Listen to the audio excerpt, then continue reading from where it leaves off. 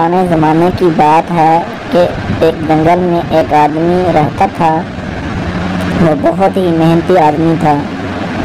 मेहनती होने के साथ साथ वो बहुत समझदार भी था। एक दिन उस जंगल में एक बादशाह शिकार करने के लिए आया। अचानक जंगल में तूफानी बारिश शुरू हो गई। पूरे जंगल में पानी हो गया। इतने में बादशाह ने एक झोंपड़ी देखी और उसकी तरफ चल दिया, लेकिन रास्ता कीचड़ जैसा हो चुका था और चलना भी दुश्वार हो रहा था।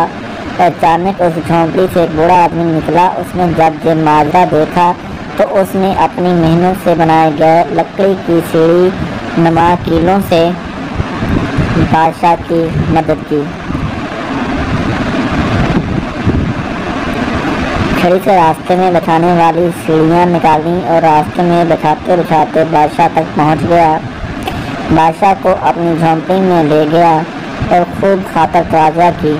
बादशाह ने उस बूढ़े की इस मेहनत को देखकर उस बूढ़े को इनाम से नवाजा और अपने महल में ले जाकर आला ओहदे से नवाजा।